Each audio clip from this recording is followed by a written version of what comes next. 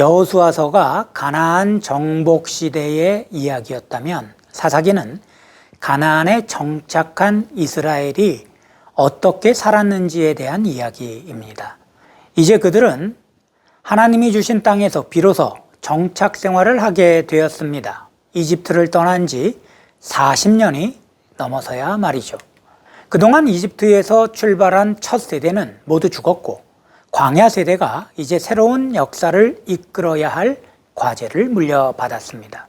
여호수아는 죽기 전 이스라엘 12지파를 세겜으로 모으고 그들을 이집트에서 이끌어내시고 광야에서 인도하셨으며 요단을 건너 가나안에 정착하게 하신 여호와 하나님을 섬기겠다는 충성을 맹세하게 하였습니다. 세겜이 어디입니까? 지난 2강에서 잠시 살펴본 대로 하란에서 하나님께 부르심을 받은 아브라함이 가나안 땅에 도착해서 처음 제단을 쌓은 곳이 바로 세겜이었죠. 하나님이 아브라함에게 이 땅을 내 자손에게 주리라고 약속하신 곳 말입니다. 이후 모세는 이스라엘 백성에게 2번이나 세겜의 그리심과 에발산에서 축복과 저주의 율법을 선포하라고 하였고 여리고와 아이성을 점령한 후 여호수아는 이곳에서 모세가 지시한 대로 율법을 선포하므로 모세가 시내산에서 하나님과 맺은 언약이 그들에게도 여전히 유효함을 선포하였죠. 이렇게 함으로 세겜은 아브라함이 가나안에 들어와 먼저 하나님께 예배했던 것처럼 아브라함의 약속이 성취되는 순간에도 먼저 예배가 있었어야 했음을 보여준 장소가 되었습니다. 그리고 여호수아는 죽음을 앞두고 다시 이스라엘 12지파를 그리로 모이게 하고는 오직 여호와 하나님만 섬길 것이라는 언약을 다시 한번 받아낸 겁니다. 또한 세겜은 6개의 도피성 중 하나였습니다. 도피성이란 실수로 사람을 죽인 자들이 피해 보복을 당하지 않게 하기 위한 보호 장소로 누구든 도피성 안으로 피하기만 하면 그 생명을 보호받을 수 있었습니다. 어디서든 신속히 피해 보호받을 수 있도록 요단강 동편과 서편에 각각 3군데씩을 지정했는데 동편엔 베셀과 길르앗 라못 그리고 골란, 서편엔 가데스와 헤브론 그리고 바로 세겜이었죠. 이후 이집트에서 가지고 나온 요셉의 뼈를 야곱이 하몰의 자손들에게서 샀던 세겜의 밭에 장사함으로 이스라엘의 가나안 정복은 마치게 됩니다. 이런 정황을 볼 때 가나안 정복기 당시 세겜은 명실상부한 이스라엘의 정치적 수도 역할을 하게 된 걸로 보입니다.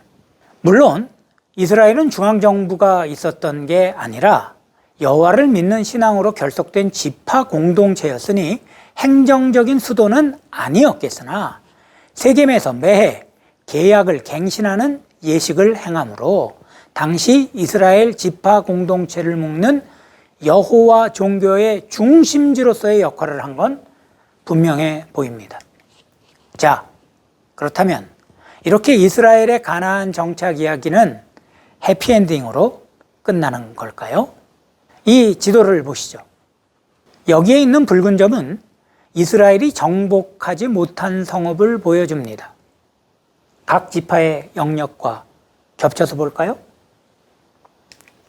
그러니까 여호수아의 가나안 정복은 여전히 미완성의 정복이었던 겁니다. 어쩌면 당시 이스라엘의 힘으로는 완전한 점령 자체가 어려웠을지도 모르죠. 사실 성경의 기록도 여호수아서는 마치 이스라엘이 가나안을 다 점령한 것 같이 기록하고 있지만 사사기 1장을 보면 쫓아내지 못한 족속들과 그들의 성읍에 대한 구체적인 기록이 나옵니다. 이는 여호수아서가 하나님의 약속의 성취라는 면을 강조하는 반면 사사기는 이스라엘의 타락과 그에 대한 하나님의 심판이라는 데 초점 맞춰져 있기 때문일 겁니다. 사사기는 그들이 쫓아내지 못한 족속들이 옆구리에 가시가 되었다고 하죠. 아무튼 여호수아가 죽고 그와 함께 가나안 정복을 이루어낸 세대가 모두 죽고 난 후 이스라엘엔 큰 문제가 생겼으니 사사기 2장 10절에 의하면 그 후에 일어난 다른 세대는 여호와를 알지 못하며 그가 이스라엘을 위하여 행하신 일도 알지 못하였답니다. 신앙의 전수가 이루어지지 않았을 때 어떤 결과가 나타나는지를 잘 보여주고 있는 거죠. 사사기는 바로 이런 시대적인 배경을 가지고 있습니다.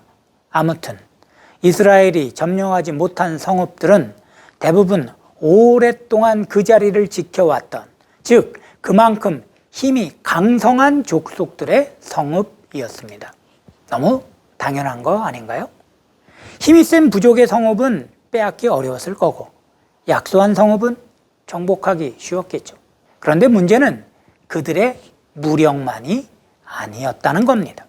그들은 이스라엘이 가나안 땅에 들어온 이후에도 오랫동안 자기들의 관습과 문화, 특히 종교적 전통을 철저히 지키며 가나안의 중심부에서 살아갔습니다. 그리고 이주민인 이스라엘은 정착민인 그들에게 많은 걸 의존할 수밖에 없는 상태였죠. 특히 농사일에 있어 더욱 그랬습니다. 이주민인 이스라엘은 이제까지 농사를 지어본 적이 없었으니 더욱 정착민들의 도움이 필요했을 겁니다.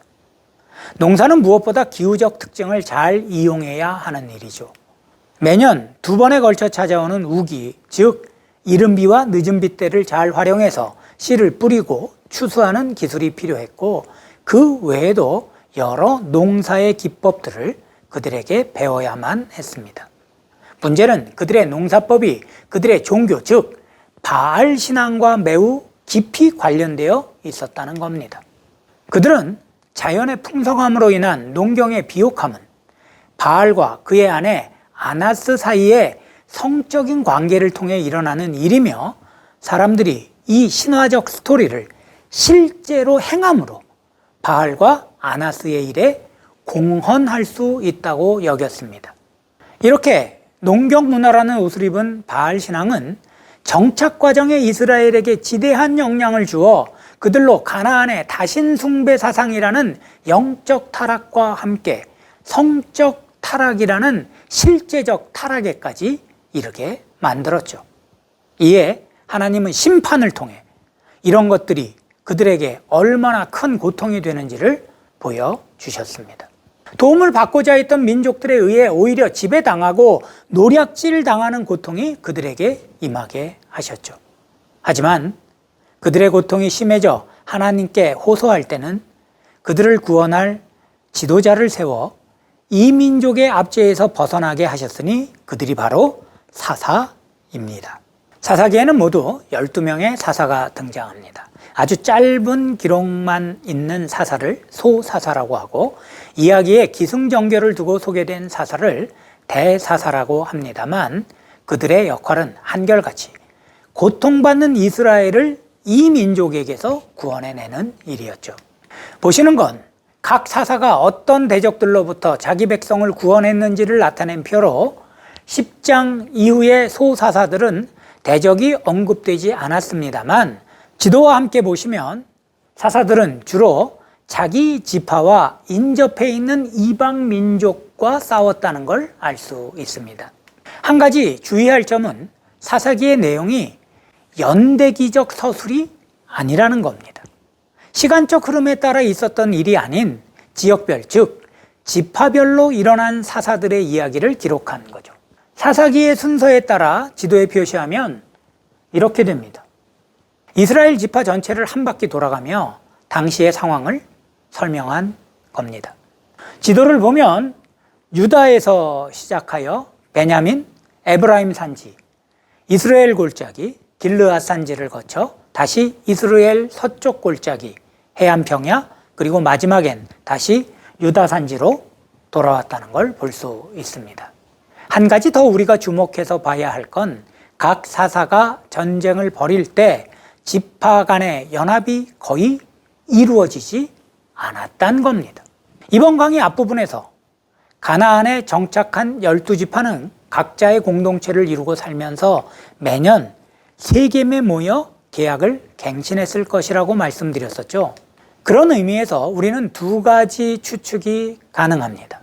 매년 세겜에 모여 이스라엘 12지파의 계약을 갱신하는 일이 언젠가부터 사라졌든지, 아니면 매년 모여 계약을 갱신하긴 했지만 그저 행사에 불과했든지 말이죠.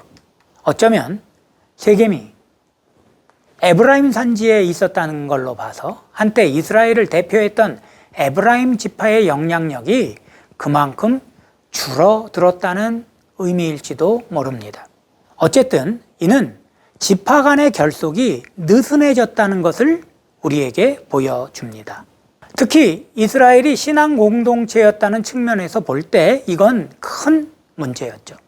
따라서 이제 무엇인가 새로운 계약으로 갱신되지 않으면 안 될, 즉 새로운 시대로 전환되어야만 할 신앙적 당위성이 생긴 겁니다.